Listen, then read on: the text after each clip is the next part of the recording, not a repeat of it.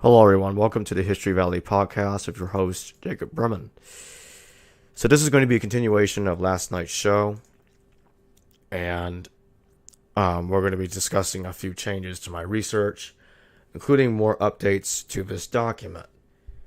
But we're going to talk about 2 Corinthians first, because that is what this video is about, and we're going to be discussing my position on the historicity. So, in 2 Corinthians, it mentions the rulers of the age. In 1 Corinthians 2:8, the rulers of the age crucified Jesus in the cosmos.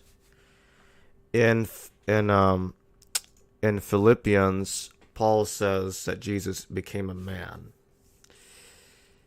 And from all of this, I can only conclude that Paul's Jesus was simply a god, no different from any other god, from any other pantheon in any other religion. And that Paul's Jesus started out as mythical. Not a historical figure, started out as mythical. But over time, throughout his letters, you can tell that he tweaks it and he adjusts Jesus into becoming a man. That he incarnates as a man, but he will not tell us who that man was. Now, why? Why is he doing this? Well, it becomes clear in Galatians 1:19-20 and 1 Thessalonians 2:13-16. He comes into contact with these Jewish nationalists, whom Josephus calls the Sicarii. And they have a Jesus that was crucified on earth. Now, I don't know if he was actually called Jesus. There's a problem with the testimonium. I discussed this before, but what I don't think I pointed out is due to Josephus fudging the Samaritan revolt in the testimonium, I don't know if his real name was Jesus or not. Jesus is a placeholder. It's likely Jesus wasn't his real name. And Tacitus, whom is aware of Josephus, the pre-Eusebian Josephus, he only calls Jesus Christus. Never mentions he was called Jesus, which is quite strange. Christus, who was crucified by Pilate, all too clear, which makes it all too clear that this is not the Jesus being followed by Paul. This is just another Sicarii revolutionary, not the historical Jesus. And thus, I can only say that, based on all the evidence that I'm seeing right here, I have to conclude a position called a mytho-historicist. A mytho-historicist is someone that says that Jesus did not exist, but the person that is claimed to be the incarnation of Jesus posthumously is the historical Jesus. That's essentially the claim that I'm making. So that makes me a mytho-historicist.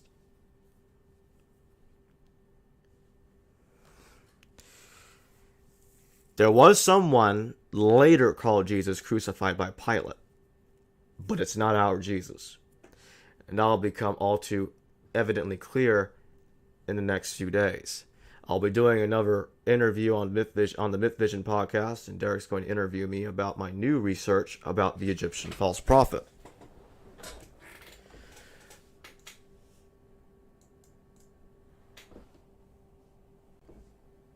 One second.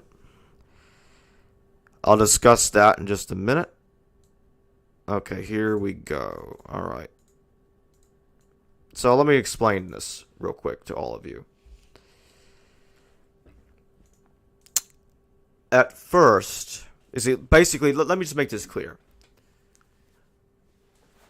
On Myth Vision podcast, when I said that James is the Egyptian false prophet, I said he was probably the Egyptian false prophet. Now, the title of the video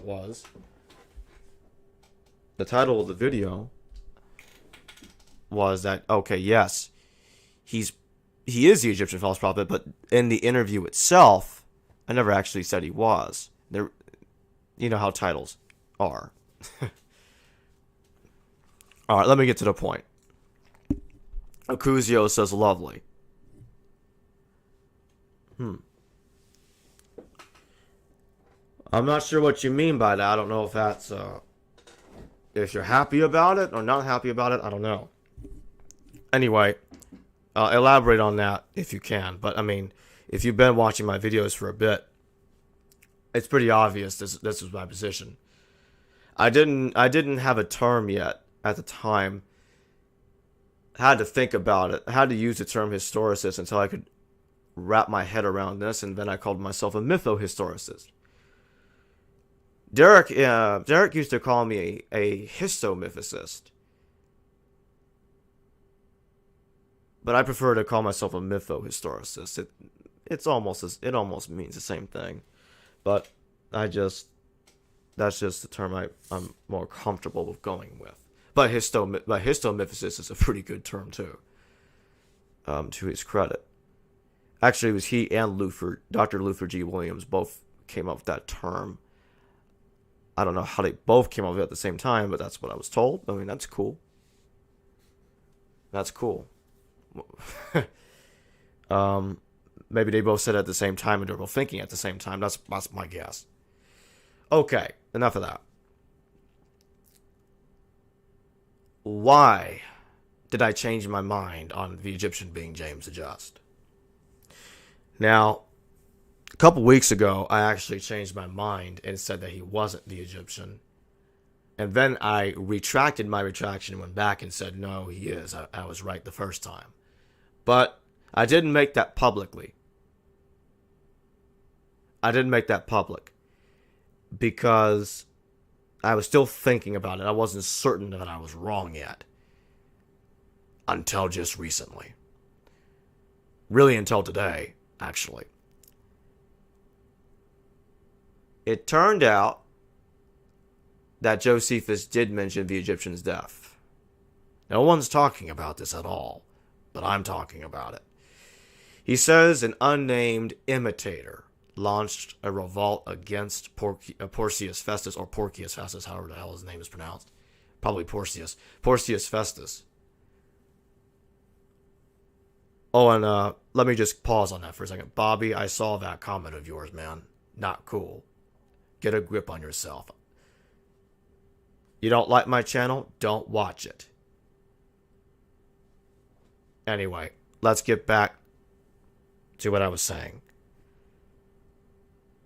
The imitator was killed on AD 60 when he attempted to rebel against Porcius Festus.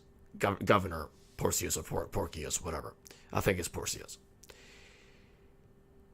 Okay. Obviously, it's not hard to guess that this imitator is none other than the Egyptian. The Egyptian launched his revolt on AD 56, as it turns out, not AD 60. But the second revolt happened on AD 60, so I wasn't too far off. I was right, chronologically speaking, that the Egyptian vanishes on AD 60 anyway, so that doesn't really matter too much. It was only a minor error. Let me answer this question real quick, and I'll be right back with the topic at hand. Man Bear says, sorry if I was a little too chatty last time. Had a few points. Too much. Love the channel. Thanks, Man Bear. It means a lot. I'd like to remind all of you that I can use the support. If you're not subscribed, please do so. And if you want to go further than that and you want to donate, go to Patreon, PayPal, or even Super Chat it. I got a bunch of Super Chats last night. Let's keep up the momentum. All right, let's get back to the topic at hand. I'll pull up the timeline in just a minute, but let me just finish this point, and then I'll pull it back up. Okay. So if the imitator, aka the Egyptian, died on AD 60, he was killed in battle. Then that would mean that he can't be James. James died on AD 62. And y'all all know by now, all of you should know by now, I'm a man that has no problem at all admitting that he is wrong when he is wrong. All of you know that. It's as easy as going to the bathroom or eating. To me, admitting oneself is wrong about something is as easy as doing any of those things. Simple basics.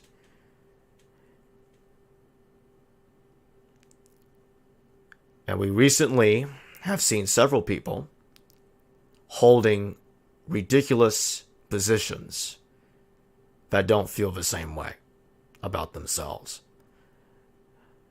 They'd rather lie and not admit when they're wrong, but I will. I will admit when I'm wrong. And this is one of those moments where I'm wrong, flat out wrong.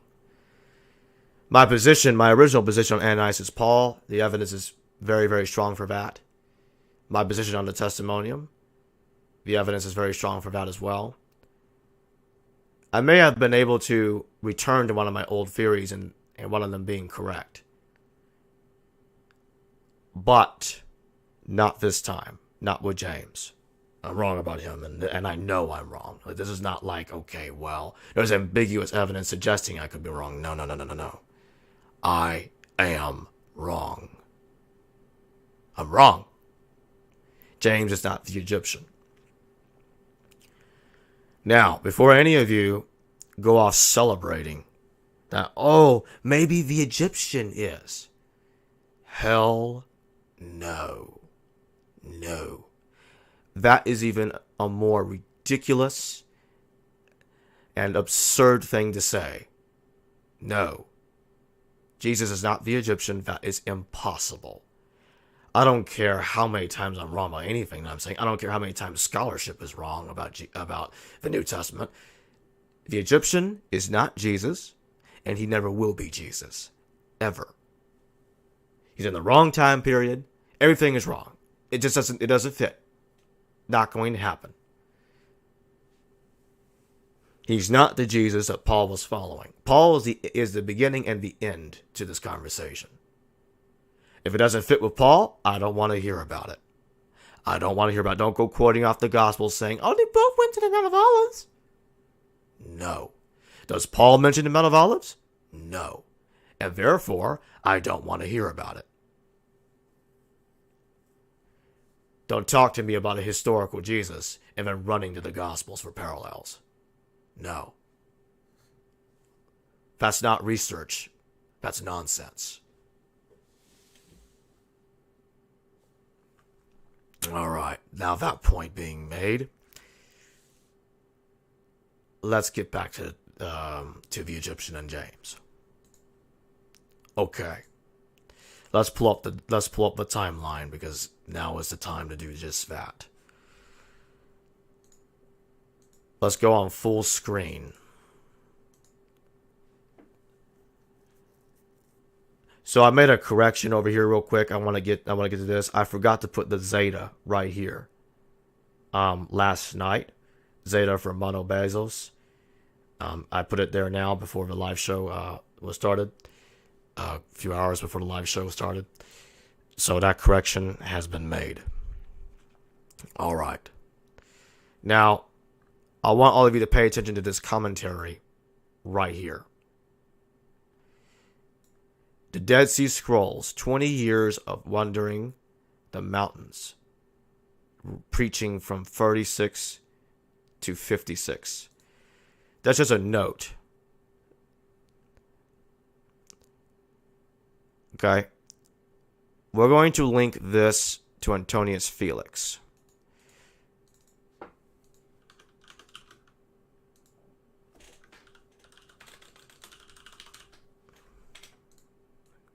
Let's move this to the left a little bit to give it some room.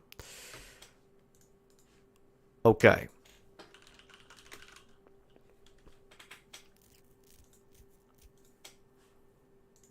Let's pay attention to a few things. Oh, and by the way, we're going to be getting rid of Jesus, the Samaritan.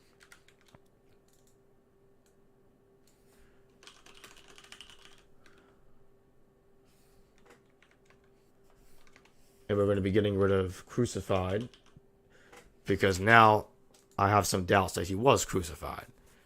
All of you will see the reasons why over the next few days when I do another video on the Samaritan.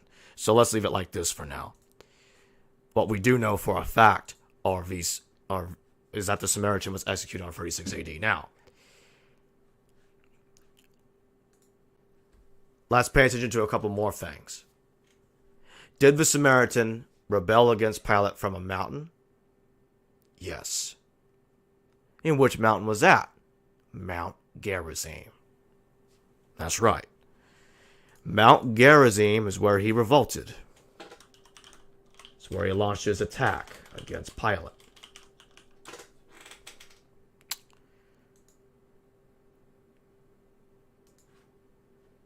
Let's pull up a picture of Mount Gerizim. I'll keep talking as I'm finding a picture. Okay? The Egyptian false prophet, where did he rebel? Where did he launch his rebellion from? The Mount of Olives. See the trend? Let's do the math. Let's do the math in a second here. Okay, that is quite large.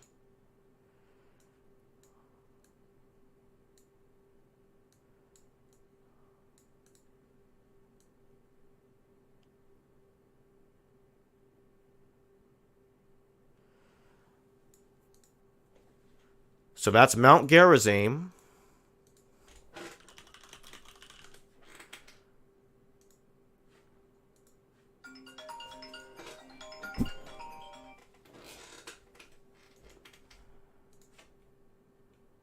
And now, let's pull up the Mount of Olives.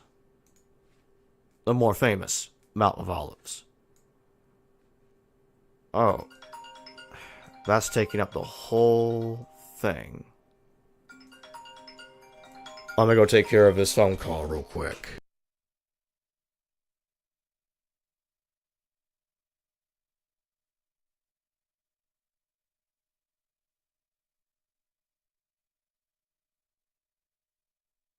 Sorry about that, everyone. I'm back. See? That didn't take too long. Alright.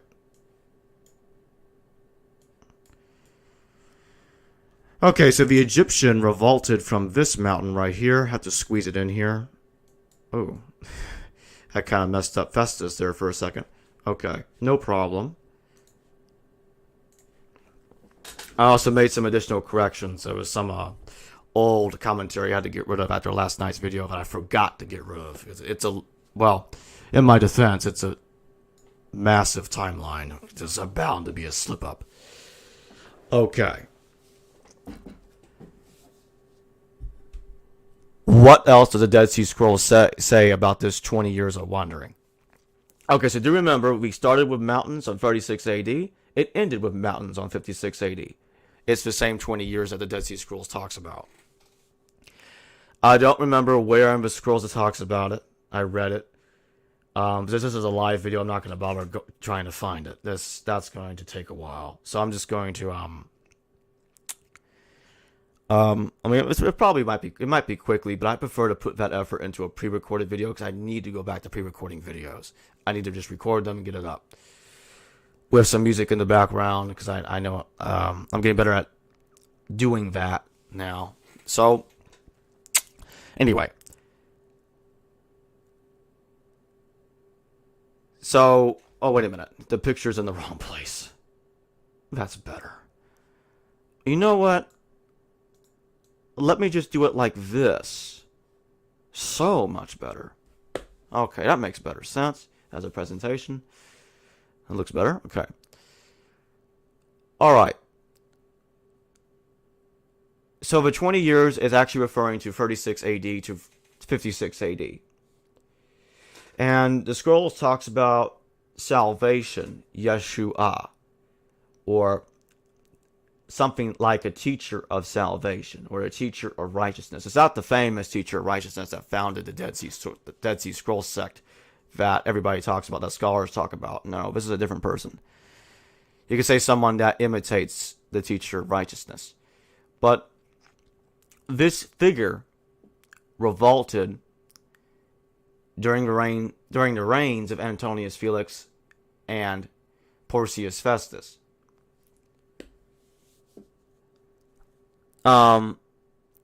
That's my issue of using that as evidence for a historical Jesus in the 8030s, because quite frankly, the best evidence for a Jesus running around the 30s comes from Paul and Josephus. Tacitus is copying Josephus. So Tacitus isn't really evidence. It's not independent evidence. He's dependent on Josephus. So, I mean, that's one source. But Paul's epistles and Josephus, that's a different story. Those are independent.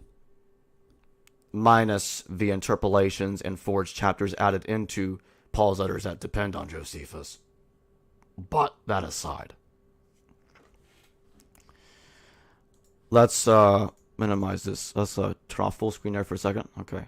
Bobby O'Keefe says, I like your channel. Well, that's cool, man.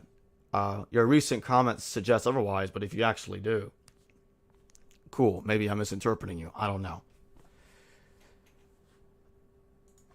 I remember you made a comment about me being just like, you claim that I'm being hypocritical about Josephus.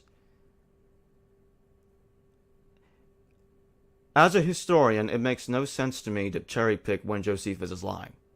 Let me just say that real quick, because people that say Josephus is lying, they cherry pick when and when he's not lying. We can't do that unless we have extraordinary, because it's going to take extraordinary evidence for me to be convinced that he is lying about something he wrote. There are some extraordinary evidence that says just that. That suggests that, okay, yeah, he's lying here and there. But Josephus lying about his birthday? No. Ridiculous. That's where I draw the red line. Absolutely ridiculous. Josephus is not religious text, okay? Josephus isn't like the New Testament. That's a different scenario. Very different. This is a very, very different scenario. I'm going to leave it at that. Okay. So, we got problems with Jesus being mentioned in Josephus. Let me answer this question real quick. Man Bear says, have you talked with Dr. Steve Mason? I suppose I could. I mean, I thought about it. I don't know. We'll see. I mean, you want me to contact them?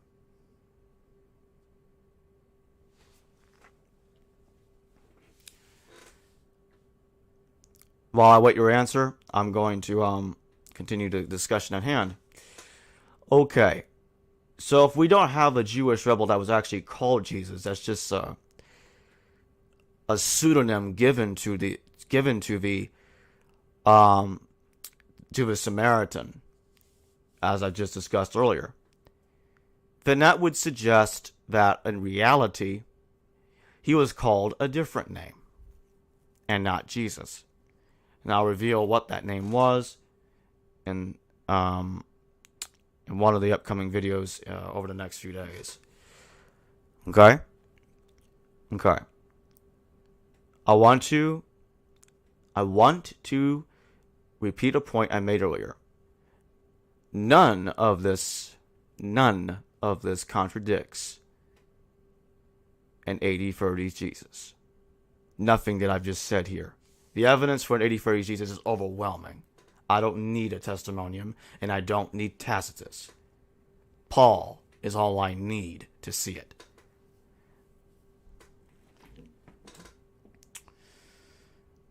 So the Egyptian was called Jesus.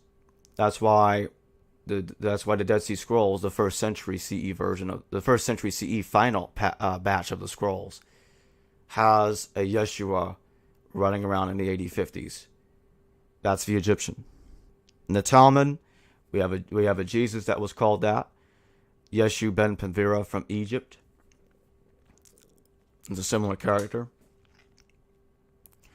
He is likely to have been related to the family of Judas of Galilee and the historical James the Just. We know that there was more than one revolutionary called Christ. Theudas was called Chrestus by Suetonius. Even Josephus tells us that Theudas compared himself to Joshua because he wanted to part the Jordan River. So these are very similar parallels that cannot be denied. And that being said, it all fits in together very nicely, much better than it did earlier. Professor Eisman, I think he proved that James is the teacher of righteousness and the Habakkuk Pesher, the first century CE Habakkuk Pesher. I have to carefully note that because the original sectarian documents of the Dead Sea Scrolls are very different from the first century CE redaction. They portray someone that lived 200 years before the historical Jesus, before Paul. So that's a different story that I will discuss in a later time.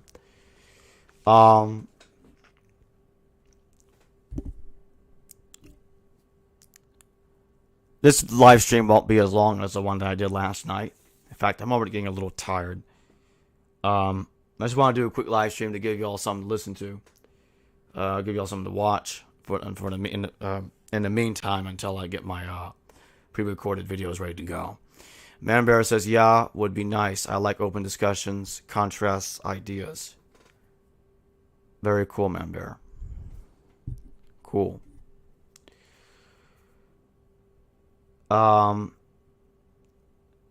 Before I go, one last thing I will say is the reason why I discussed James possibly being the Egyptian is because I wanted people to understand that if we must identify the Egyptian of anyone mentioned in the New Testament, all I was saying is that James is the better choice.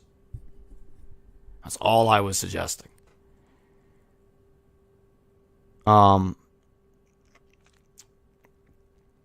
now I know that James wasn't the Egyptian, and that James was simply the successor to the Egyptian. And like the Egyptian, he too was martyred. All the difference is Ananias martyred him, while Festus took care of the Egyptian, aka the imitator, or Jesus. But the Egyptian is not the historical Jesus. He's just another Jewish rebel that was called Jesus. Jesus was a common name, or Yeshua was a common name.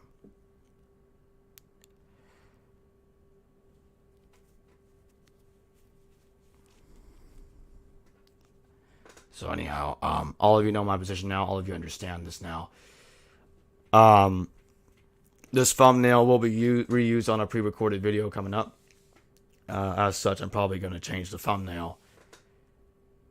I thought the thumbnail turned out pretty nice.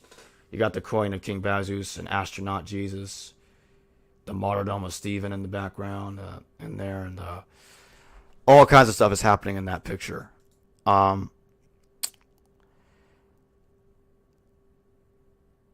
Tertius also is in the background there.